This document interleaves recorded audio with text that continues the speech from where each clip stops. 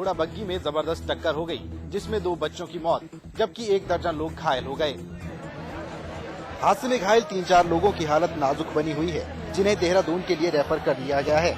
हादसे के बाद गुस्साए लोगों ने जाम लगाने का प्रयास किया, लेकिन भारी संख्या में पुलिस बल तैनात होने के चलते जाम लगाने में कामयाब नहीं हो पाए।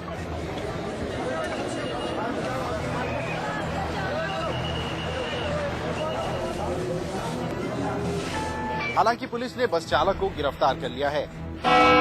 झांसी की बबीना पुलिस ने एक पेशेवर अपराधी को गिरफ्तार किया है। पकड़े गए आरोपी के खिलाफ मध्य प्रदेश और यूपी में करीब 2 दर्जन से ज्यादा आपराधिक मुकदमे दर्ज हैं। आरोपी पर उत्तर प्रदेश में 20,000 और मध्य प्रदेश में 25,000 रूपए का इनाम रखा गया था। बीती रात एसएसपी की टीम ने अपराधियों की तलाश में गश्त लगा रही थी, तभी अपराधियों और पुलिस की तरफ से हुई फायरिंग में करीब 12 राउंड गोलियां चली।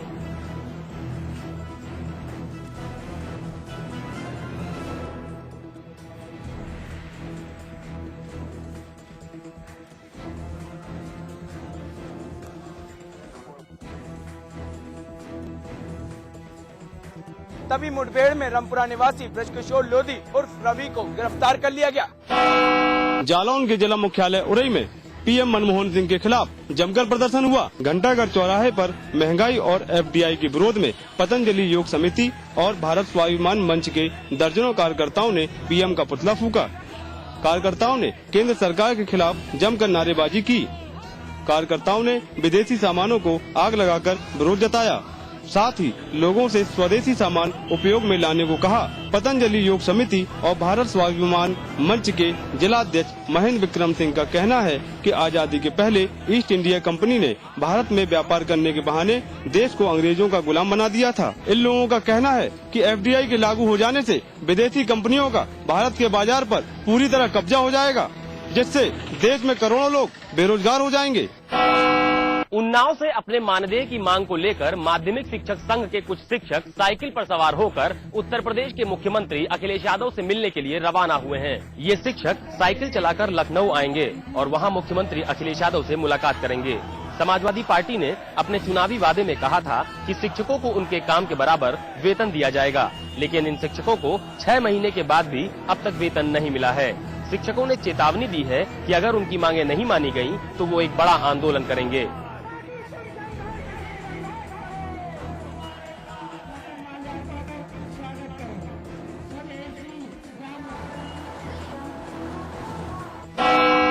उत्तराखंड के पूर्व सीएम भुवन चंद खंडूरी अन्ना टीम के टूटने से दुखी हैं।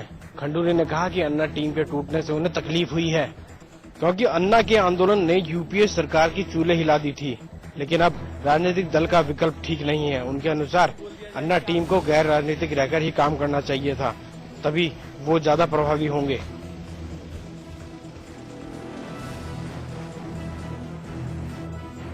मैं बिल्कुल व्यक्तिगत इसमें कोई मतलब नहीं, हम किसी के दुश्मन नहीं है। हम सब अलग अलग पार्टियों से अलग अलग विचारधारा से जुड़े, लेकिन कोई किसी का दुश्मन नहीं है और व्यक्तिगत बातों को लाना इसमें कोई अच्छी बात नहीं है। अभी कभी एक आध छींटा कसी तो ठीक है, लेकिन सीधे सीधे व्यक्तिगत आरोप पर बड़ी बातों में भिड़ना ठीक मेरे दृष्टिकोण से ठीक नहीं है। घर का अपना अपना दृष्टिकोण। रुद्रपुर में एक चोर की चोरी करना भारी पड़ गया। लोगों ने उसे पकड़कर जमकर धुनाई कर दी। तस्वीरों में आप देख सकते हैं कि कैसे लोग चोर को सरेआम पिटाई कर रहे हैं। हालांकि चोरी के बाद चोर भागने के फिराक में था, तभी दुकान में दूसरा ग्राहक आ गया और चोरों को रंगे हाथ पकड़ लिया। उसके बाद जो हुआ तस्वीर आपके सामने है। दुकान में चोरी की खबर इलाके में आग की तरफ फैल गई। देखते ही देखते मौके पर भारी भीड़ इकट्ठा हो गई, जिसके बाद लोगों ने चोरी की खबर पुलिस को दे दी।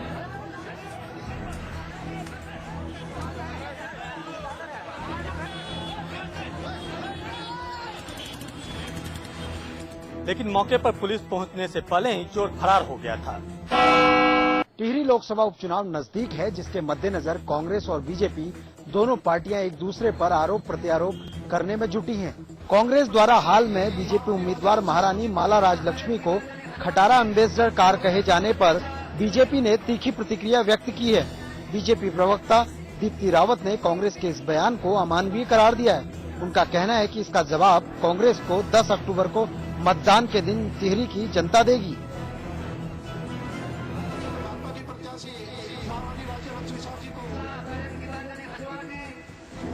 और गलत जो बयानबाजी कर रहे हैं। हमारी महारानी जी के लिए जिस तरह से उन्होंने कहा कि ये खटारा एम्बेसडर कार है, ये बहुत ही एक शर्मनाक और महिलाओं के लिए बहुत ही अपमानजनक बात है। केवल महारानी जी के लिए नहीं, मैं कहूंगी हर एक महिला के लिए एक बहुत अपमानजनक बात है। और इसका जवाब महिलाओं को मिलकर 10 तारीख को भारतीय जनता पार्टी को वोट देकर मुख्यमंत्री जी को एक कड़ा जवाब देना पड़ेगा। श्रीनगर गढ़वाल में बेस अस्पताल में डॉक्टरों की मनमानी सामने आ रही है। डॉक्टर अपनी तैनाती के 2 महीने बाद ही इस्तीफा देकर अस्पताल प्रशासन के आगे अपनी मनमानी दिखा रहे हैं। डॉक्टर की मनमानी के चलते लोगों को काफी दिक्कतों का सामना करना पड़ रहा है। बीते दिन करीब 2 दर्जन और बच्चे वायरल की चपेट में आ चुके हैं, लेकिन डॉक्टरों की मनमानी के चलते उन्हें दूसरी जगहों पर ले जाना पड़ रहा है।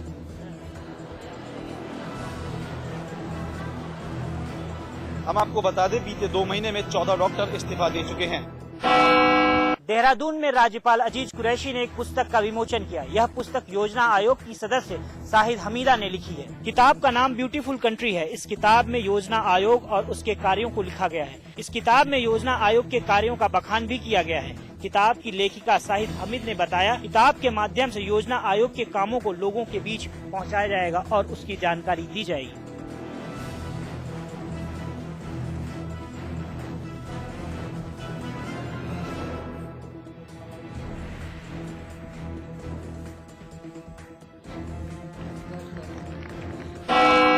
उत्तराखंड आंदोलनकारी संघर्ष समिति में 2 फाड़ होते दिख रहे हैं। दरअसल अध्यक्ष पद को लेकर 2 गुटों में विवाद चल रहा है। एक गुट कैप्टन शेर सिंह दिगारी को अध्यक्ष मान रहा था, वहीं दूसरा गुट कांग्रेसी नेता महेश जोशी को अध्यक्ष मान रहा है। दरअसल उत्तराखंड को बने 12 साल हो चुके हैं। खटीमा इलाके के समस्त राज्य आंदोलनकारी ने एकजुट होकर अलग राज्य का गठन करवाया था। अब राज्य आंदोलनकारी संगठन को लेकर आंदोलनकारी में फूट पड़ने लगी है। राज्य आंदोलनकारी संघर्ष समिति के 2 गुट अध्यक्ष पद को लेकर आपस में ही उलझ गए हैं।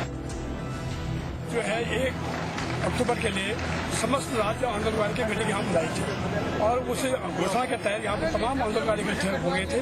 कुछ एलिमेंट्स ऐसे हैं जो बिल्कुल खरीदे हुए एलिमेंट्स हैं वो, और गिनीज में एक ऐसे किस्म का एलिमेंट्स है जिन्होंने 26 तारीख को ही इन्होंने जो है अपने मीटिंग बुला करके श्री महेश जोशी को उन्होंने अपना अध्यक्ष चुन लिया।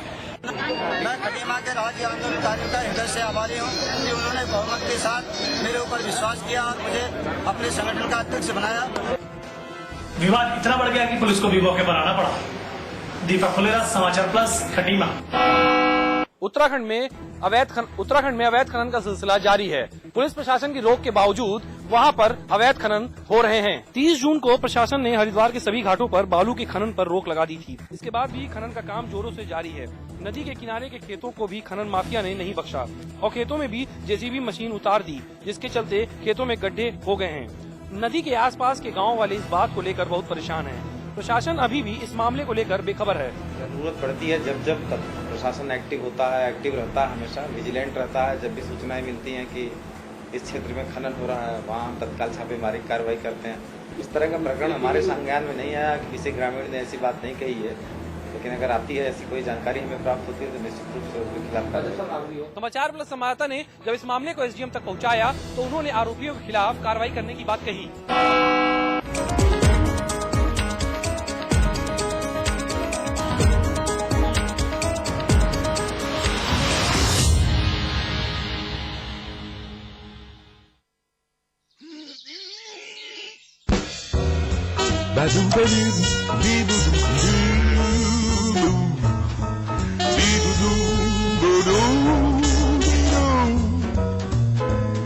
Hey baby, how's it going?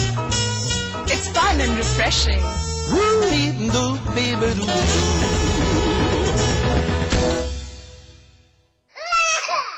Puss Puss, the fun and refreshing mouth freshener.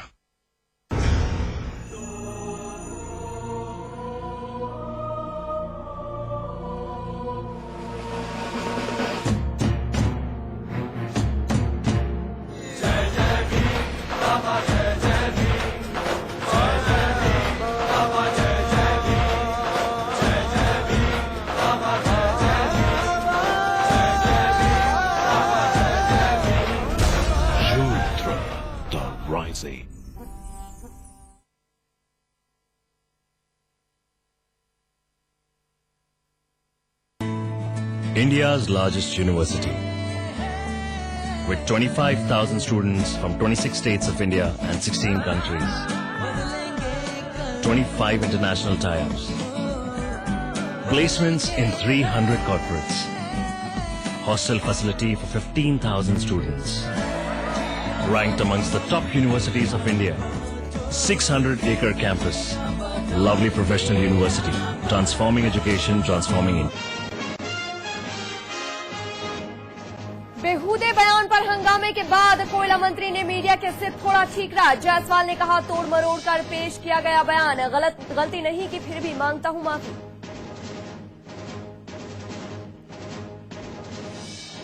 कोयला मंत्री श्री प्रकाश जायसवाल के बयान पर शुरू हुआ हंगामा। महिला संगठनों ने जताई आपत्ति। जायसवाल ने कहा था, जब पत्नी पुरानी हो जाती है तो मजा नहीं आता। अरविंद केजरीवाल ने जारी किया नई पार्टी का एजेंडा। 26 नवंबर को करेंगे पार्टी का ऐलान, लेकिन फिर बदली केजरीवाल की टोपी। गांधी जयंती पर बाबा रामदेव ने शुरू किया स्वदेशी आंदोलन। विदेशी वस्त्रों की जलाई होली, लोगों से आंदोलन में जुड़ने की अपील। रेप की कोशिश के आरोपी आईएएस की पैरवी करने गए अधिकारियों पर होगी कार्रवाई। सीएम अखिलेश यादव ने मंगाई अधिकारियों की लिस्ट।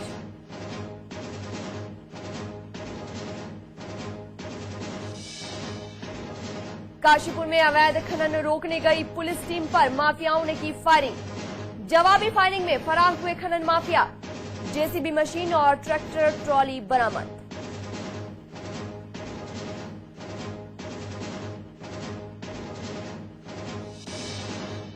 हरियाणा के पलवल में कार बनी 6 लोगों की चिता।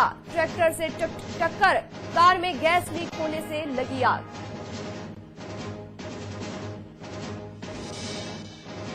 रामपुर तिराहा गोलीकांड की 18वीं बरसी आज। देहरादून में शहीदों को श्रद्धांजलि देने गए मुख्यमंत्री। बहुगुड़ा का घेराव। आंदोलनकारियों के खिलाफ केस वापस लेने की मांग।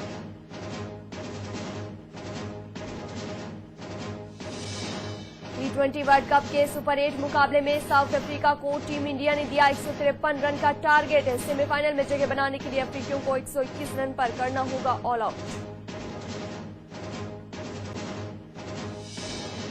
और देश भर में धूमधाम से मनाई गई राष्ट्रपिता महात्मा गांधी और लाल बहादुर शास्त्री की जयंती। प्रधानमंत्री और सोनिया गांधी ने दी श्रद्धांजलि।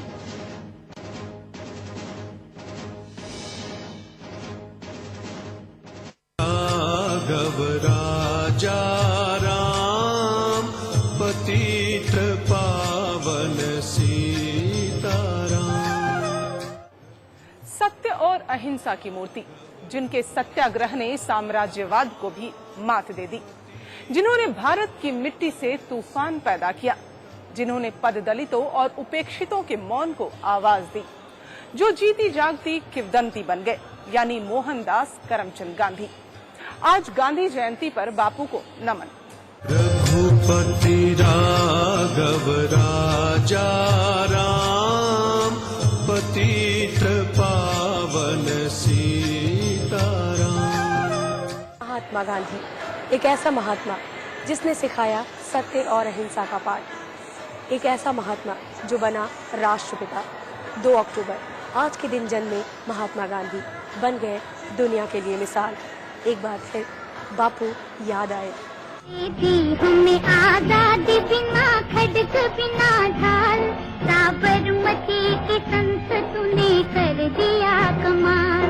दे दी हमें आजादी बिना खड़ग बिना ढाल।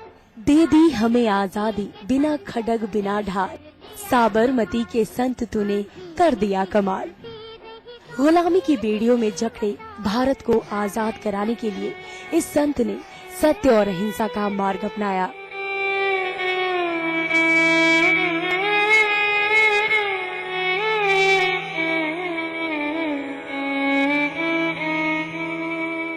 आज पूरी दुनिया उस महान शख्स को महात्मा गांधी के नाम से पूरे सम्मान के साथ याद करती है।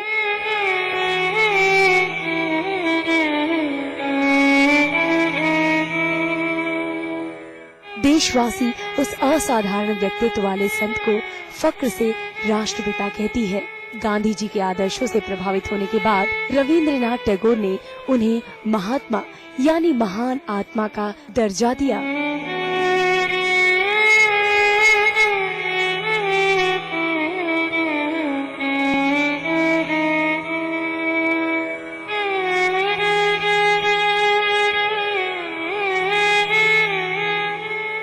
2 अक्टूबर 1969 को गुजरात के पोरबंदर में महात्मा गांधी का जन्म हुआ।